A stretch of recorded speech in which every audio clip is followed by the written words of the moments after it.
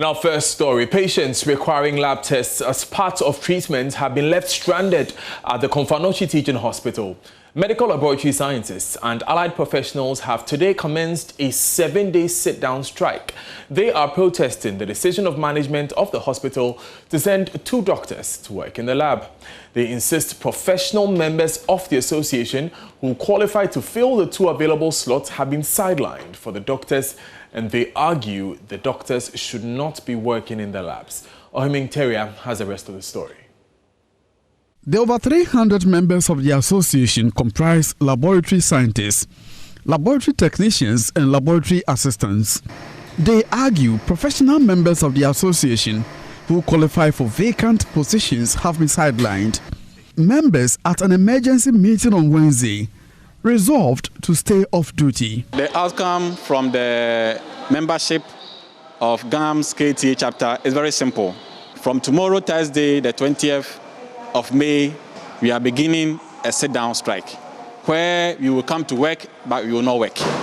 So no patient sample, no sample from anywhere will be worked on in our labs in KTH from tomorrow, Thursday, 20th May, up to next week, Wednesday, 26th of May, 2021.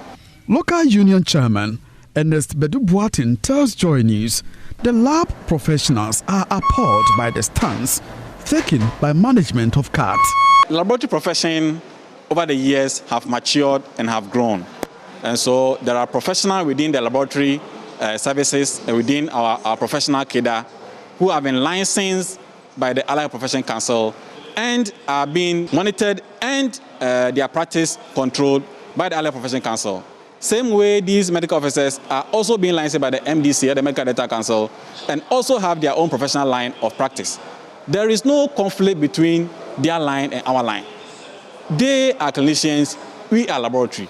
We practice laboratory science, they practice medicine. The two are different by law under Act 857. And so all we are saying is that they should be in their lane. They should practice their medicine and also leave us to practice our medical laboratory science as defined by law that was passed by Parliament in 2013.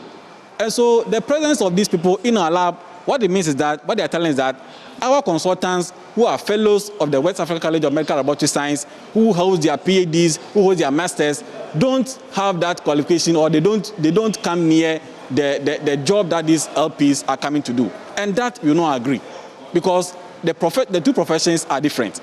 And where they interrelate is where a doctor will request for a test to be done on a patient. Then the lab will come in and perform that diagnostic test, so the doctor will use the results to treat the patient. It is not the duty of the doctor to come to the lab, request a lab test, come to the lab, run the lab test himself or herself, and now use the result. That is not done. And that is what we are fighting against. The action of the association is expected to affect diagnosis, investigations and treatment of patients at that teaching hospital. The hospital is also expected to lose revenue if the strike is protracted. But Mr. Bedu-Boatin says members have no option than to resort to the action. We have laboratory scientists, we have laboratory technicians, we have laboratory assistants, all within our cadre. So all of us are working here, and all of us, we are the ones manning all the labs in KTH. We are the professionals who are running all the tests that patients, when patients come here, they go through before they are given drugs or they are treated. So the impact of this strike, I can tell you, is enormous. Besides that, we are the revenue generating, one of the highest revenue generating directories in Kumasi. So that I can tell you that even a day, if a day without work, a day without LSD generating money, this hospital will suffer financially. And so the earlier they resolve this matter, the better for even the financial health of this hospital. Meanwhile, management of CAT has declined commenting on the impasse. From Kumasi, for Joy News, Ohiming Teria reporting. Ohiming joins us with more now. Ohiming, tell us about the impact of this strike. We understand some patients are stranded.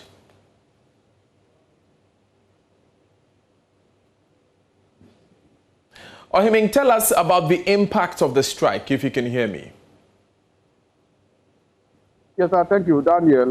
The patients are stranded at Kumasi Teaching Hospital in their struggle to get the laboratory services here at CAT. I must say, a few minutes ago, I had a chit-chat conversation with two of them who had been asked by their respective medical doctors to get lab services here. But unfortunately, just at the polyclinic, Kumasi Polyclinic, they have been told the medical scientists are on strike. So they have to go and then come back probably at a later date. But when I thought to find out from them what they will do, they tell me the only option available now is to consult, compare with the medical doctors and see if they are allowed to go out of the hospital premises to have these services before they can come back and then continue with the diagnosis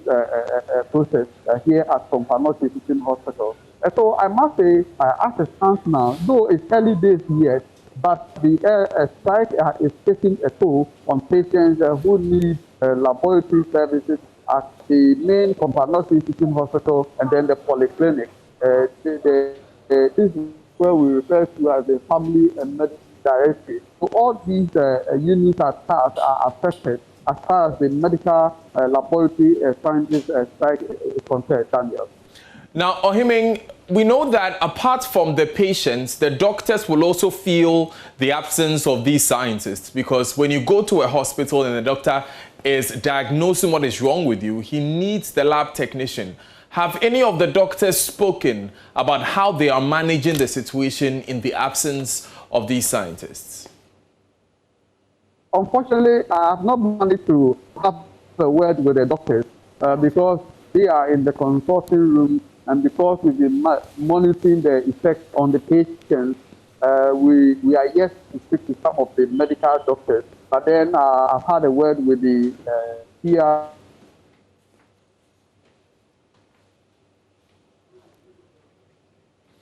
Right, Ohiming Terry there, coming in from Kumasi with an update. You just heard him mention that he has been speaking with the public relations officer of the hospital, and we will get a word from him on what has been said.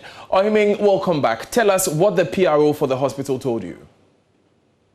Unfortunately, I haven't had that particular interview with the PR unit yet, but what I've said is that I've asked them for an interview to speak to them on what the hospital makes of these striking medical scientists strike on the hospital. But I have with me here the president of the Ghana Association of Medical Laboratory Scientists here, Mr.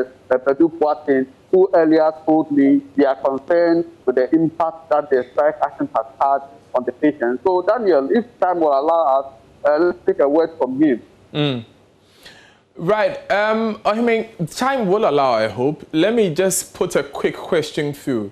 If you can hear me, sir, how do these patients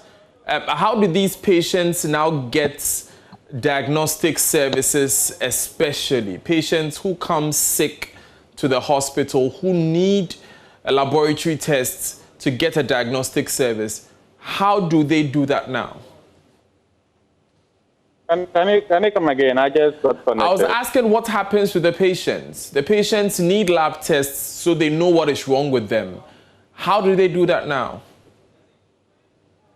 All right, for now, they can't get any laboratory service from Kumasi Hospital laboratory. But there are private laboratories around where they can probably seek those services from. But you know, this is a teaching hospital, and so we offer more specialized laboratory services than our colleagues in the private sector. So they can seek a general laboratory services outside. When it comes to the specialized laboratory services that they can only get for Kumasi, they cannot be able to seek those services at these labs dotted around Kumasi and elsewhere. So that is the impact that our strike is having now on patient care and patient management in Kumasi Hospital. So what you're saying, sir, is that people who are most seriously sick, who need specialized laboratory services, would simply have to wait till you come back.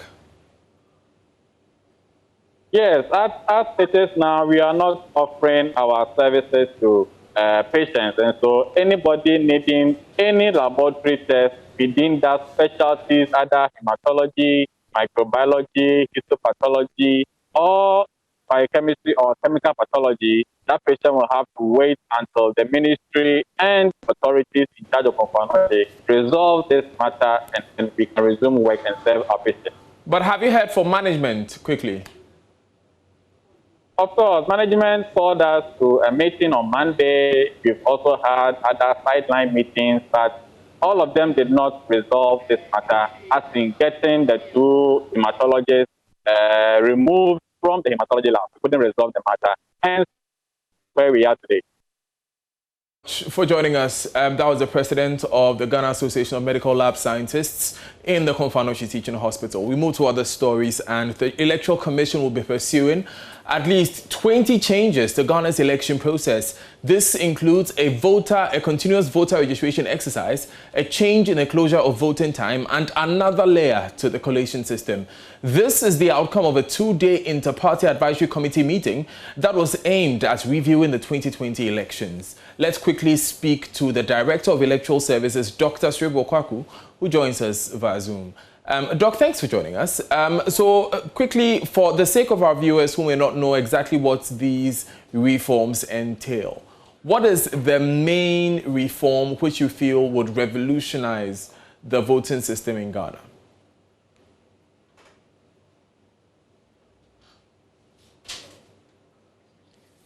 Right, Dr. Kweku, can you hear me?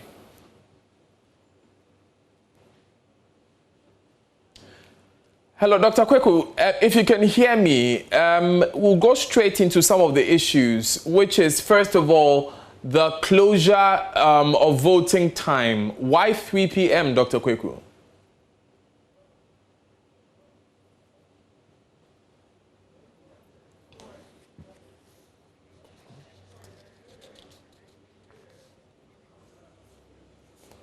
Right, Dr. Sribo Kweku, Director of Electoral Services, will soon be joining us for that conversation. In the meantime, the chairperson of the commission, Jean Mensah, announced the proposals earlier at a meeting. We propose as a commission to close the polls at 3 p.m. rather than 5 p.m. In 2019, the commission announced its decision to close the polls at 3 p.m. rather than 5 p.m. in the 2020 election. Nonetheless, owing to the COVID-19 pandemic and the stringent and necessarily time-consuming safety protocols we instituted at our polling stations, we were compelled to put this proposal on hold. Over the past months, however, the proposal has resurfaced, and we believe that this is the time to discuss it and to reach some consensus on it. Flowing from our experience in the 2020 elections, it was revealed that this is a workable proposal, as by 1 p.m. most polling stations were empty. Therefore, this is a reform we intend to discuss at this meeting today. Again, we propose to do away with the system of periodic nationwide registration exercises and institute an all-round system where citizens who turn 18 or persons who have not previously registered may visit any district's office in Ghana with their Ghana card or passport and register as voters. This will help to do away with the nationwide registration exercises and go a long way to reducing the cost of our elections. That was Jean Mensah, chairperson of the Electoral Commission. Dr. Sribo Kweku has joined us on the phone. Dr. Kweku, thanks for your time. So why 3 p.m. instead of 5 p.m.?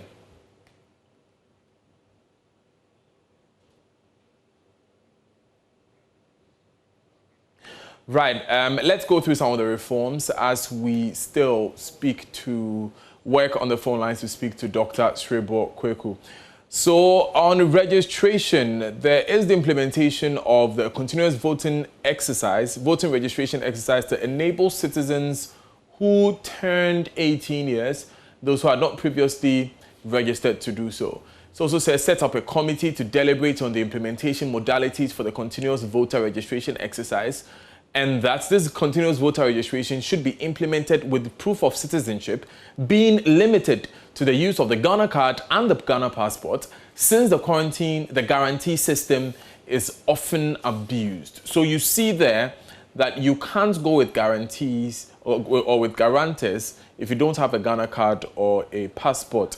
It says introduce an all-year-round voter exhibition exercise through the use of technology, SMS short code. Additionally, maintain the periodic mass verification at exhibition centers, and puts in place a cut-off time for the continuous voter exhibition and voter register exhibition to allow for the compilation of the register for voting on election day. Also, with filing of nominations, the 5-day period for the filing of nominations introduced in 2020 should be maintained. The period set aside to enable the political parties to obtain signatories from their supporters should be increased. The period for election campaigns should be defined. It should commence after the nominations are filed. Also, encourage nominations of female and persons with disabilities by reducing their filing fees by 50%. There was also some proposals that we agreed on when it comes to special voting. It says current arrangements whereby the media, security services and election officials are allowed to apply and vote under the special voting period should be maintained until such time that the process is fully entrenched. It also says the polls should close at 3 p.m. instead of 5 p.m. Certified regional collated results should be announced by the chairperson to reduce tension and suspicion. However, the commission should state clearly the percentage of results yet to be released, etc. Also, affixing ballot boxes to tables in a bid to avoid ballot box snatching. When it comes to security, it says security around elections is the responsibility of the Ghana Police Service.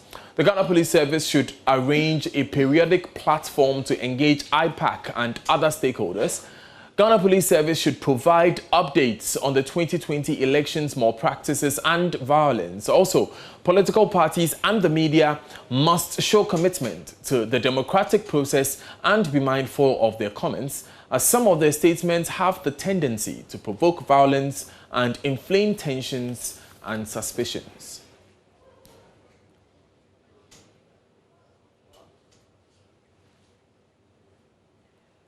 Now, there were some other issues that must be deliberated on further. What we read earlier were those proposals that were agreed on. The first of these issues that need further deliberation is exhibition, that the validation of voters during exhibition to indicate that voters will be available for the impending elections. This is also left for further deliberation. Filing of nominations to encourage nominations of female and persons with disabilities by reducing their filing fees by 50%. This will be deliberated further. The refund of nomination deposits for all contesting candidates. This would also be deliberated on further. The recommendation to have data entry only at the Constituency Collation Center so as to reduce manual inputs at all levels, and other technological suggestions to strengthen results collation, and also introduce results collation at the electoral area, affixing ballot boxes to tables or stands in a bid to avoid ballot box snatching. All of these issues will be deliberated further.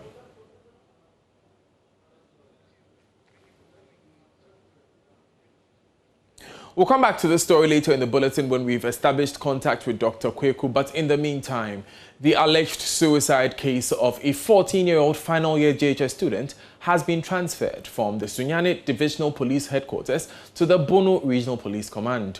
The body of the JHS student of the Miracle Educational Academy was found hanging from the ceiling in the school's dining hall Monday night. Her father says he suspects foul play in his daughter's death.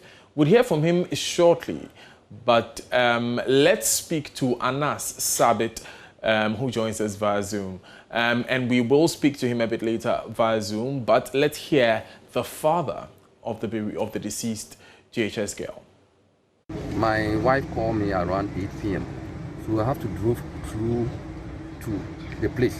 When I got there, they said the place is corded. So unless police come. So I have to drive back to the police station. And when I go to the police station, they told me that they have dispatched the patrol team to that end. So I followed them.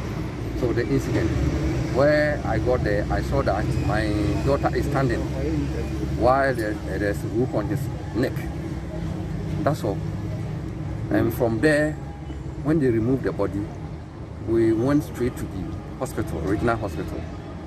At the regional hospital, we took some pictures and we found out that there is some mark inside his left arm, indicating that something untoward has happened to my daughter.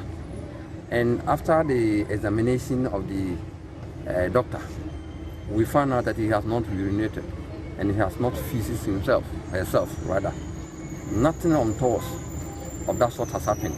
And the tongue is intact and the eye is closed. So those say that he has committed suicide is neither here nor there. I don't believe it. And from there, we did not cited any letter indicating that he herself has wrote any letter indicating that he is on pain. And on the letter, the supposed letter, they are saying that he is on pain and he has some necklace, which they should give that necklace to somebody called Silicon. All these things, my daughter is an Adventist. Even he doesn't wear rings, let alone necklace. So all those things are fabricated. I don't believe whatever they are saying. So we are waiting for the pathologists to do some investigation about that. So we are waiting for that final decision. You're live on Joy News today with me, Daniel Daze. Let's go back to our earlier story and speak to Dr. Alidu Seidu. He is a political science lecturer in the University of Ghana. We'll be speaking to him on the new reforms proposed by the Electoral Commission. Dr. Seidu, thanks for joining us. Let me start off with probably what will be one of the hot button issues in there, which is the mode of registration and the proof of citizenship. The guarantor system will be removed, according to the Electoral Commission. Do you think this is advisable?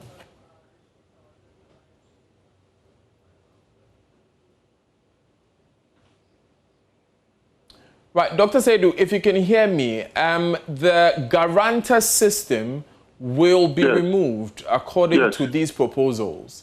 Would you say this is advisable? Yes, what we are thinking of.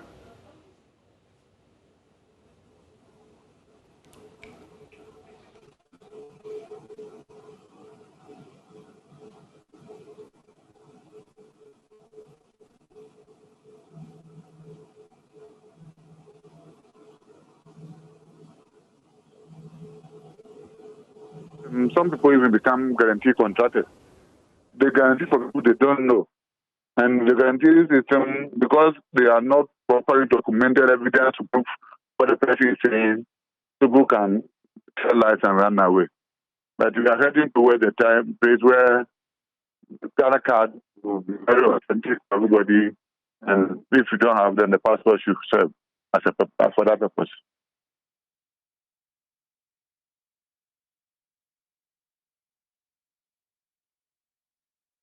Hello. Widely available to the public as, other modes of registration, so that if I don't have a Ghana card, I don't have a passport, someone can simply guarantee for me. Something that we are heading towards. We are not saying it's starting today, and they are still for discussion. We may have even to change the law to reflect that when we take the final decision. So it's not for today's decision, but that's what we are expecting that in future it will happen. Okay. What about the closure of polls moving to 3 p.m.? What is informing that decision, Dr. Kweku? You see, when we say it closes at 3 p.m., it does not mean that nobody can vote.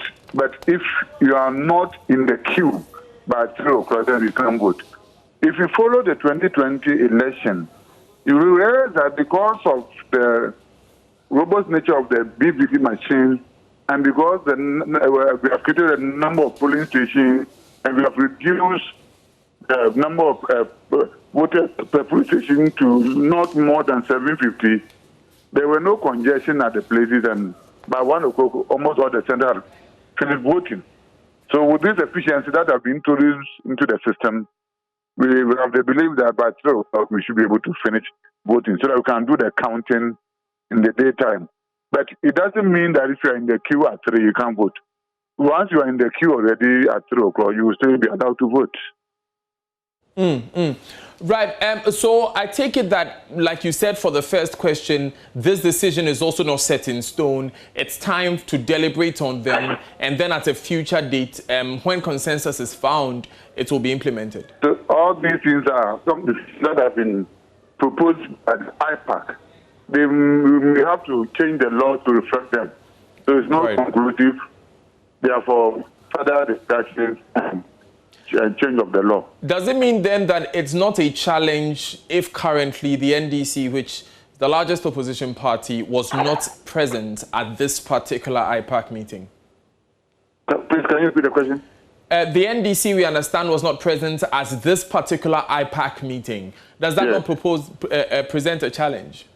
No, the decision of IPAC is the IPAC. Whether you were there or not, once you're a member of that party, you're a member of that party, and you're bound by the system of the IPAC. Right. Now, I have a list of the parties which were here: New Vision Party, CPP, PNC, that's of course Convention People's Party and People's National Convention, respectively. National Democratic Party, there was UDS, DPP, ULP, PUP, GNP, and GUM, GCPP, as well as PPP.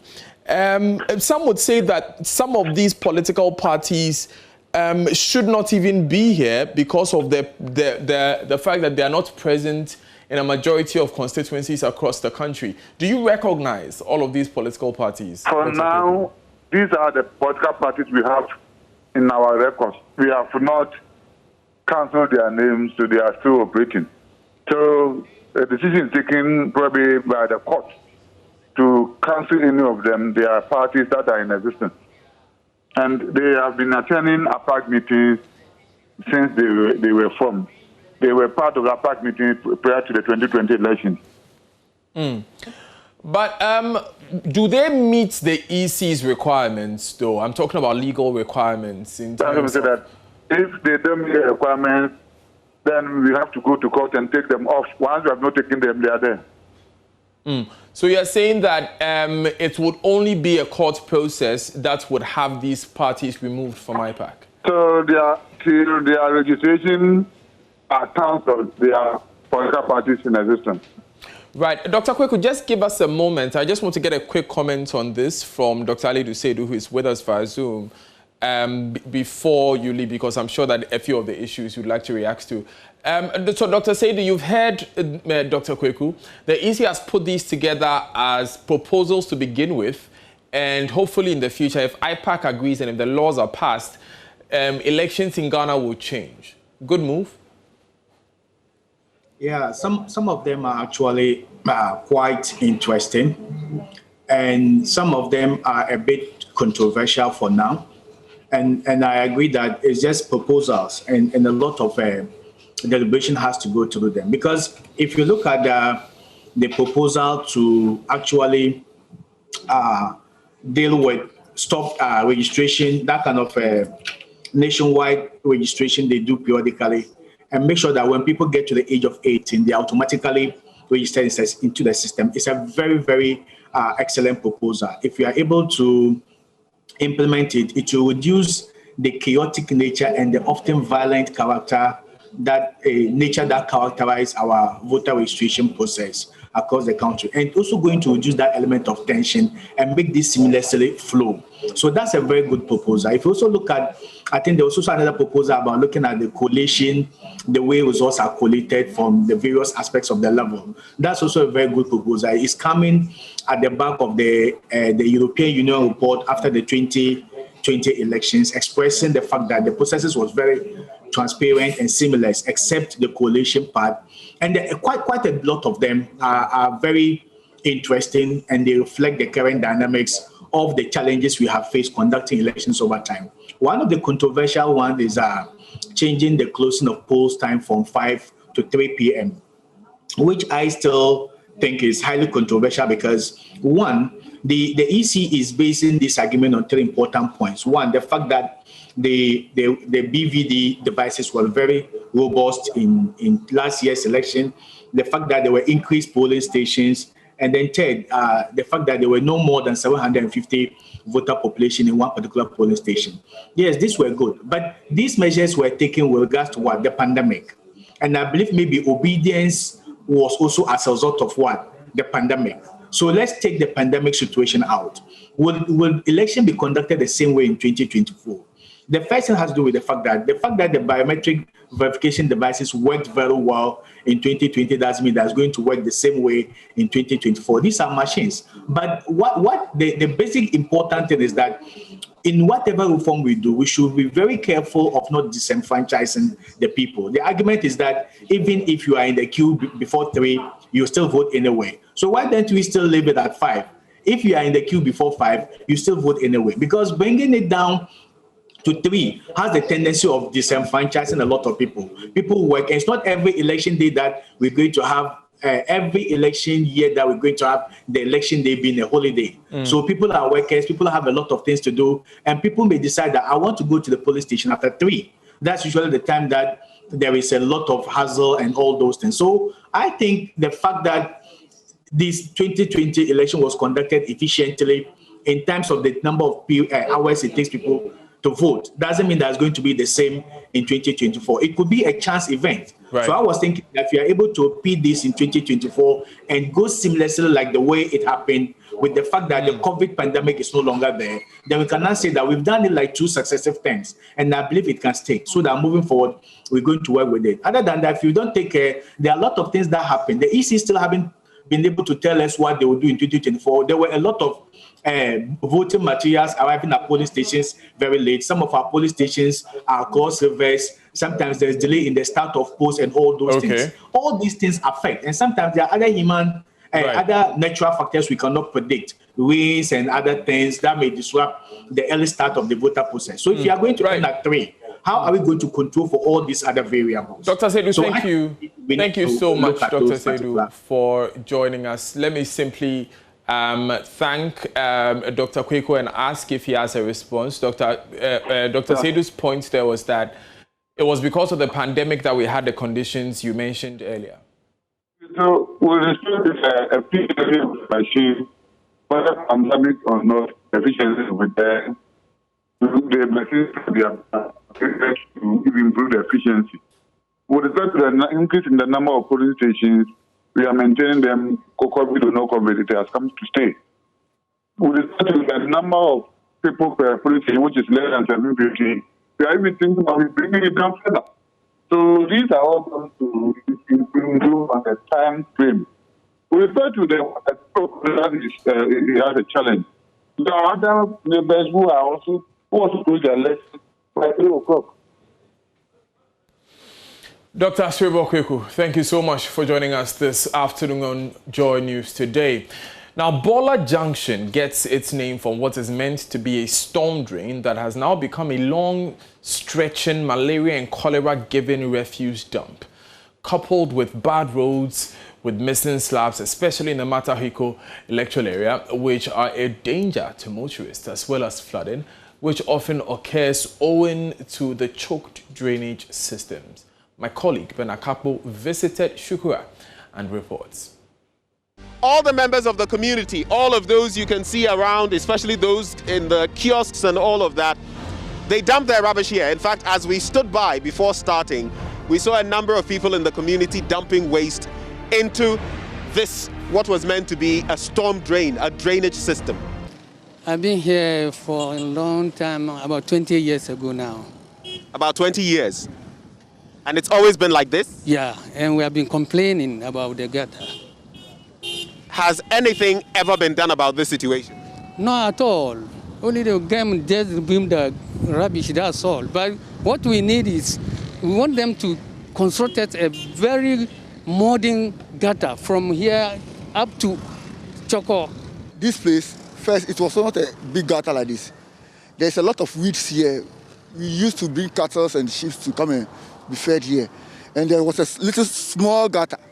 But as people are being migrated here, and we used to open the gutter a bit so that when the rain falls, there will be a flood here. But all the time, people used to dump, whenever they clear the gutter inside, people used to come and dump their rubbish inside.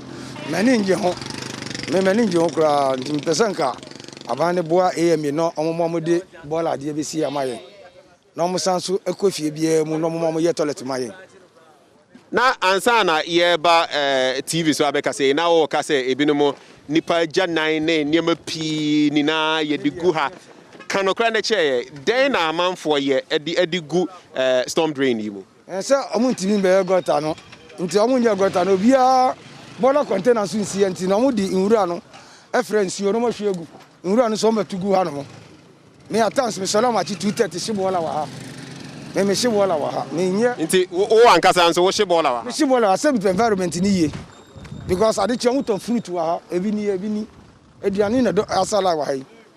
This storm drain just came about as a result of people developing areas and then water flooding their areas.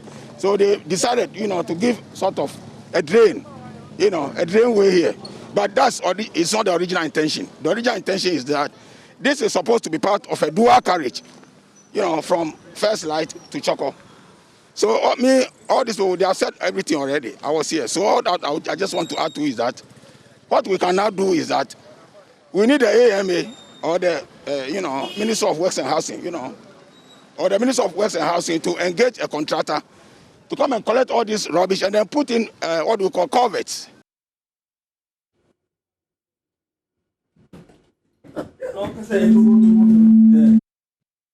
Time for business. My name is Darryl Kwao. The current stability of the Ghana cedi against the dollar may not end anytime soon. Latest data from the Bank of Ghana shows it could even appreciate marginally against the US currency in the next 2 months. George Rafi has more in the following report.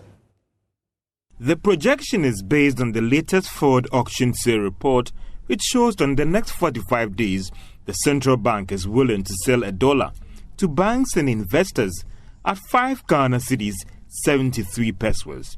Now, looking at the current rate of 5 Ghana cedis 77 pesos, it is clear that the Bank of Ghana believes that, based on its data extrapolations and forecast, the local currency could be stabilizing strongly against the dollar and possibly appreciating marginally. The local currency has been fairly stable in most parts of this year. While some may attribute it to the various policy measures by the Bank of Ghana, like the forced sale of dollars, others believe that it has to do with little demand for dollars because of COVID-19 restrictions. But if this trend should continue, then businesses and individuals might be the biggest beneficiaries. This is because of the impact of this on the cost of borrowing, inflation rate, standard of living, and a fairly stabilized prices of petroleum products on the market. It could also help government in making some savings in terms of those dollar loans that it is currently servicing. According to the 2021 budget, government is setting aside over 20 billion Ghana cedis as interest payments. Now, President of the European Investment Bank, Dr. Werner Hoyer, is confident that the establishment of Development Bank Ghana will help unlock opportunities for growth in the country. Now, speaking at a ceremony in Belgium to sign a €170 million facility to support the establishment of the bank, Mr. Hoyer said the bank would assist in rapid recovery of the Ghanaian economy from the ravages of COVID-19. We are pleased today to accompany you in realizing your vision for Ghana's new development bank and to help enhance its impact. So I'm pleased to sign together with the Foreign Minister, the EIB's 170 billion euro support for the ambitious development bank Ghana. This represents the EU bank's largest ever engagement in Ghana, the largest ever EIB support to a national promotional bank in Africa. We look really forward to seeing this institution operational already over the next few weeks, as confirmed recently by Minister Ofori Atta. The new institution will unlock much needed private sector investment, enabling 10,000 entrepreneurs and businesses to access long-term financing in local currency. This will provide a real boost to the growth of business across the country. Crucially, the new Development Bank Ghana will make a key contribution to job creation, forging economic opportunities and social development across the country. We have more business news coming up at the top of the hour on the marketplace. Meantime, there's more news on our website, myjoyonline.com/business. Sports is up next.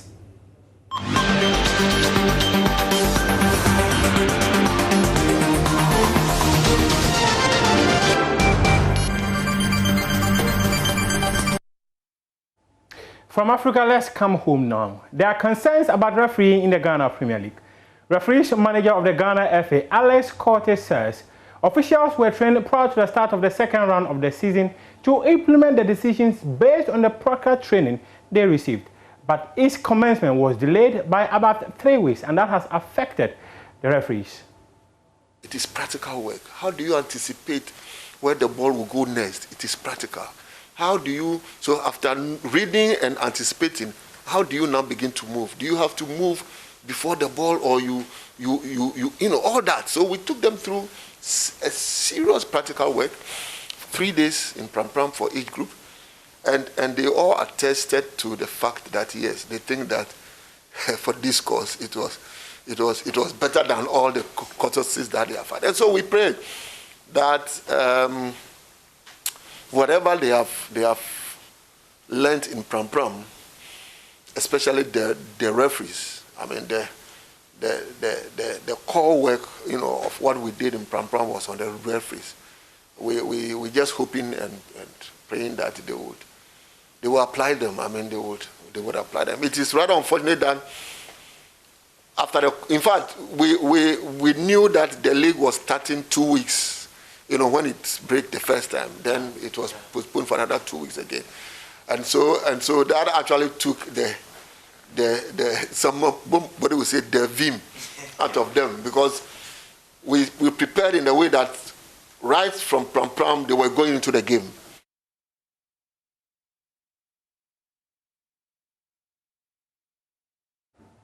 And that is the referees manager of the Ghana Football Association, Alex Coaten, explaining why there are some poor decision making from referees in the Ghana Premier League and other competitions organized by the football governing body. I am Muftau Nabila Ablai, and this has been the Sports on Joy News today. Head on to myjoyonline.com to read some more stories, because we've got a lot of sports stories to share with you.